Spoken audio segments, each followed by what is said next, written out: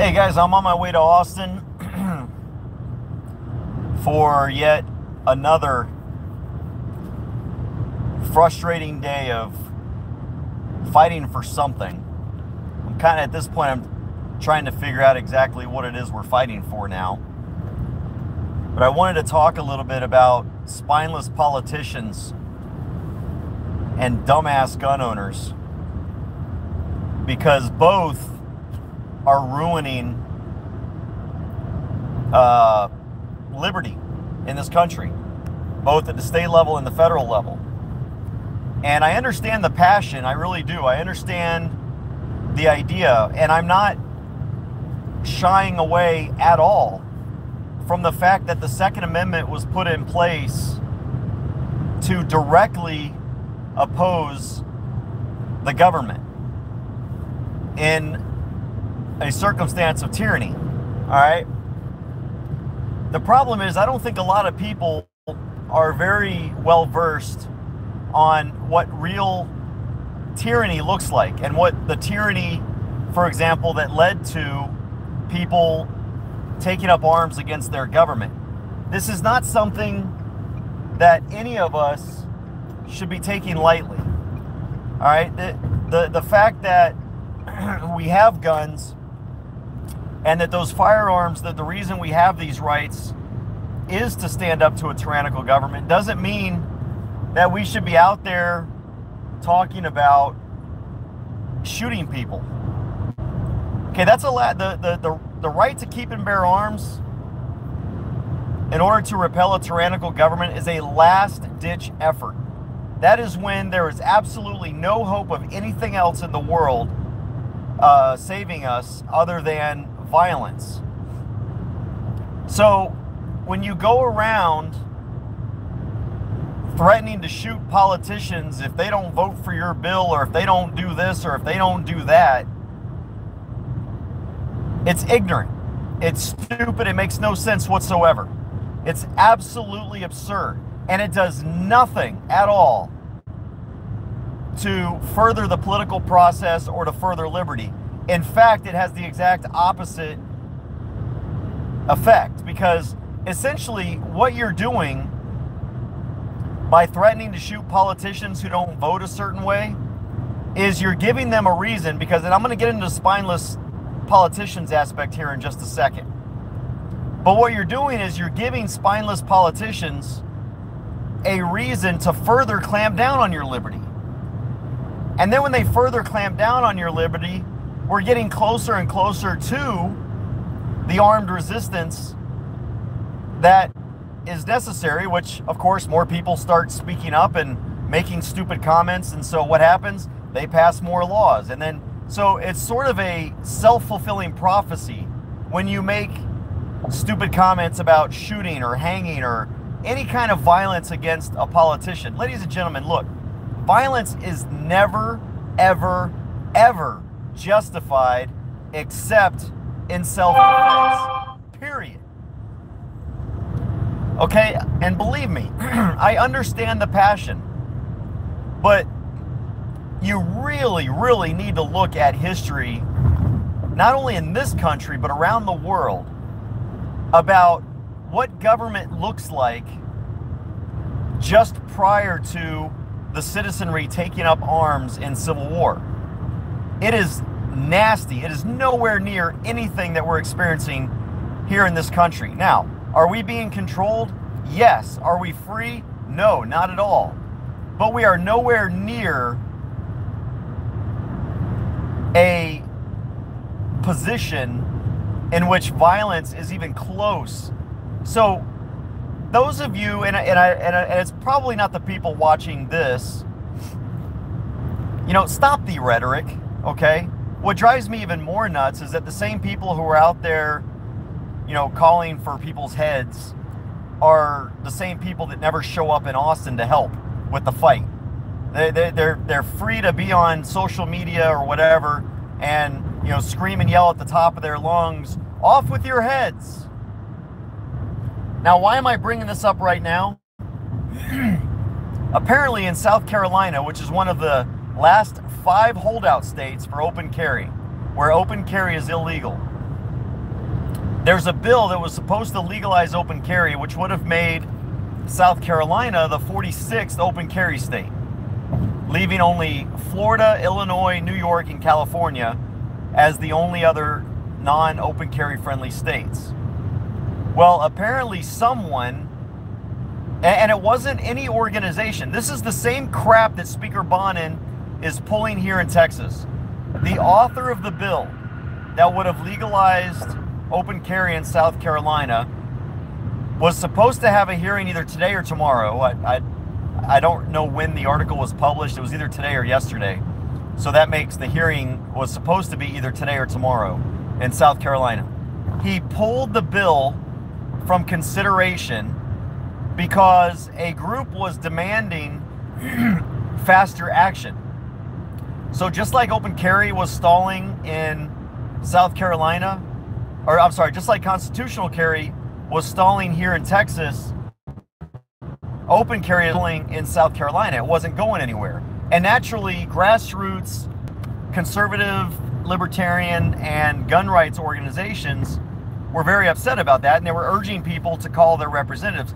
Well, someone in the comments, and it doesn't matter who, it was just a person. It wasn't any organization. It wasn't any talking head. It probably wasn't even anyone that's actively involved in anything, made a comment about, if they're not going to pass this bill, I mean, what do we do? Should we just shoot them?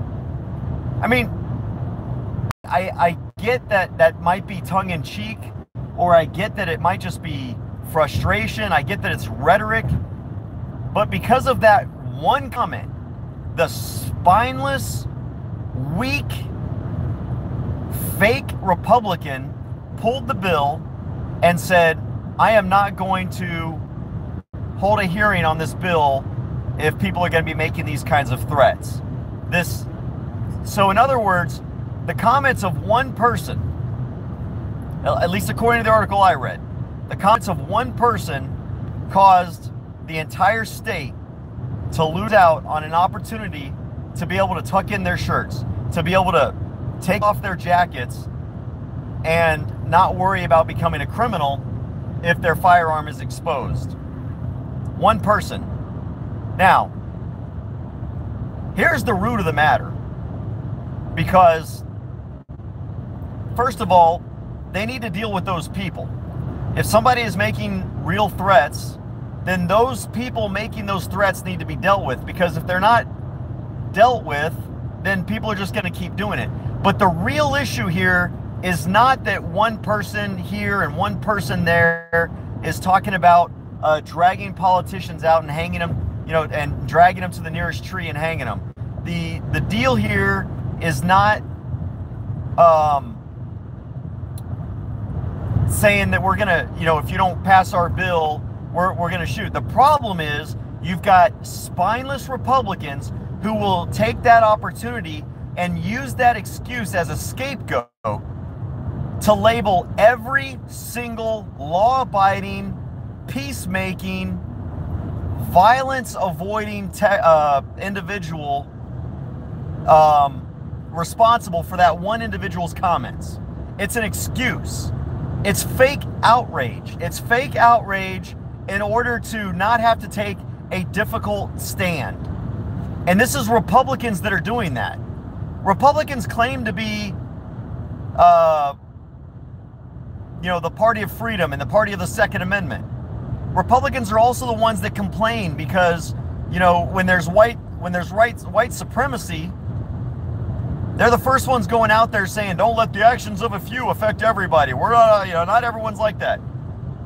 But yet when it comes to guns and having to take a difficult position, like in South Carolina, having to take a difficult position and a difficult fight on open carry, or here in Texas, having to take a difficult position or fighting a difficult fight on unlicensed self-defense, the Republicans cave, they hide, they cower in fear, they retreat.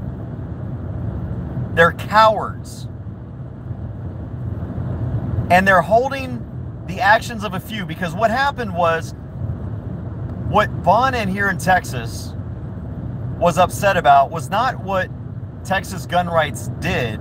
That's not what they were using to as an excuse to pull the hearing on unlicensed self-defense, HB 357.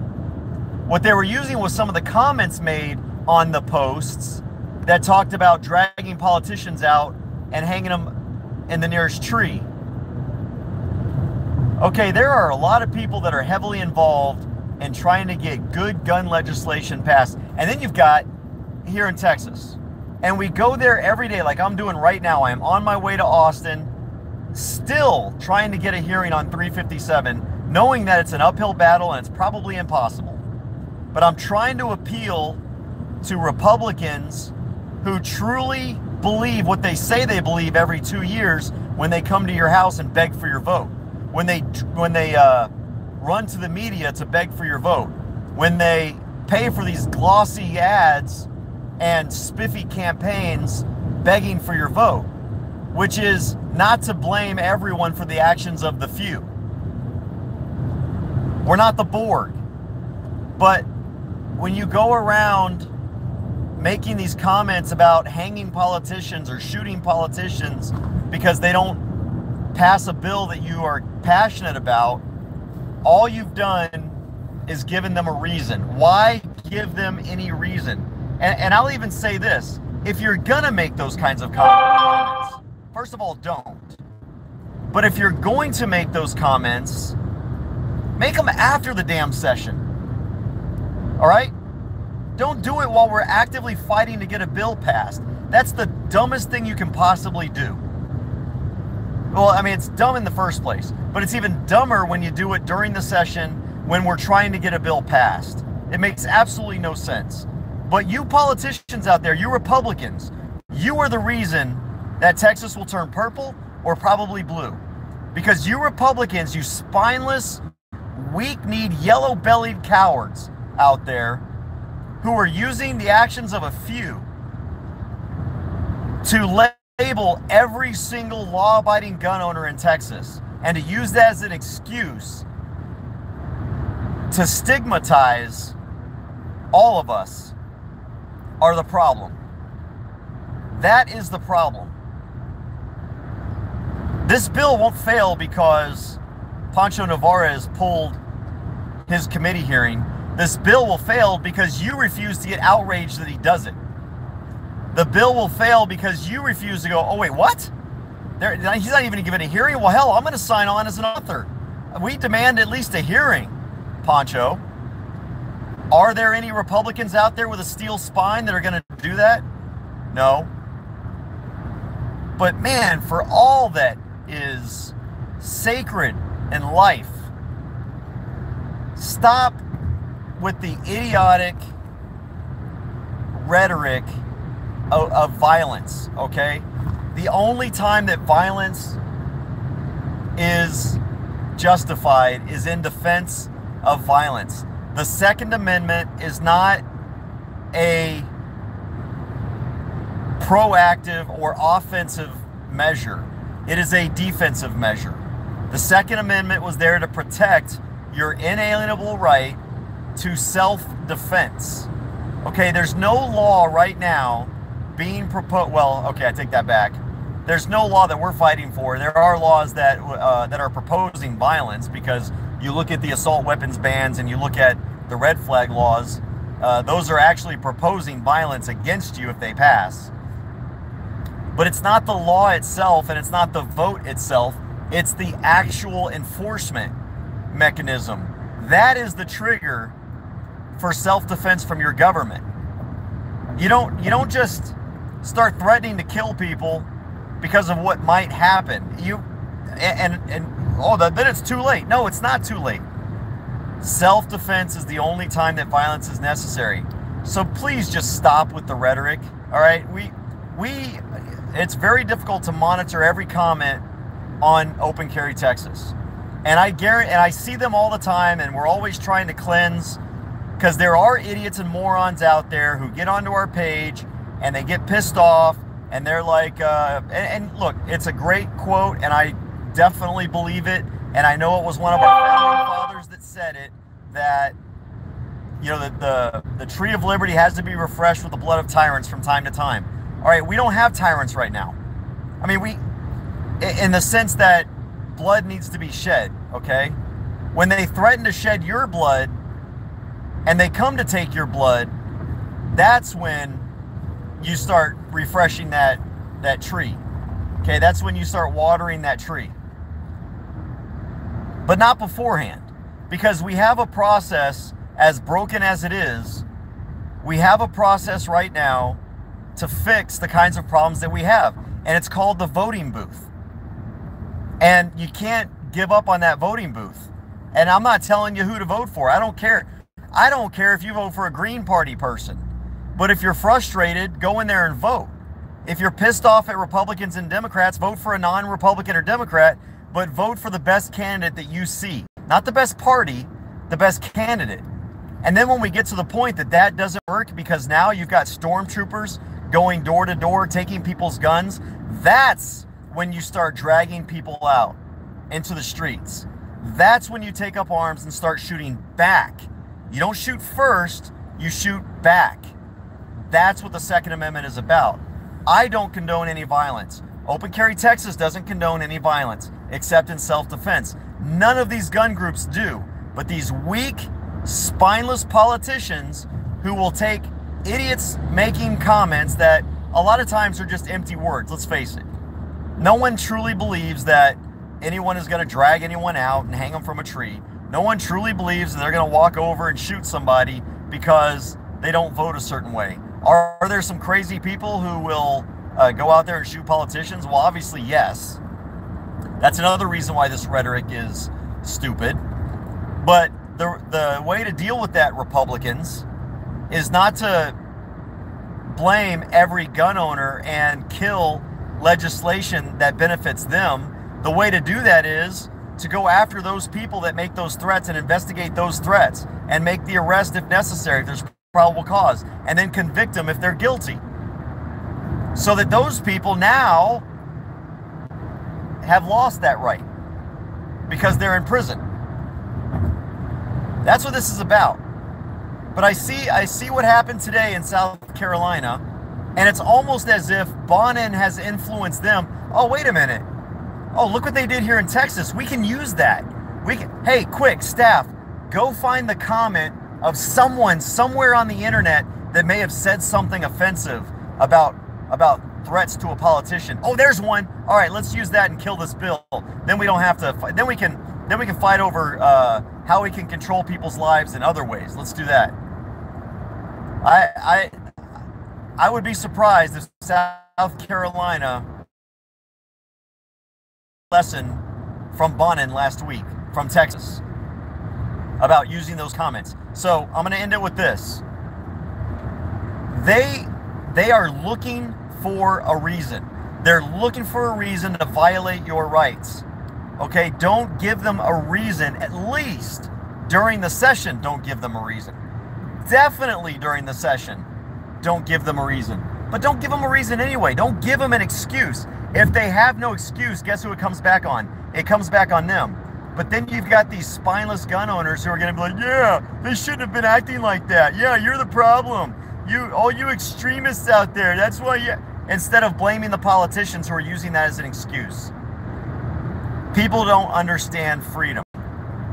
And unfortunately, freedom has consequences. So when you use your First Amendment right to say something stupid that a politician can spin and use to their benefit, you're the one to blame, as much as that politician is.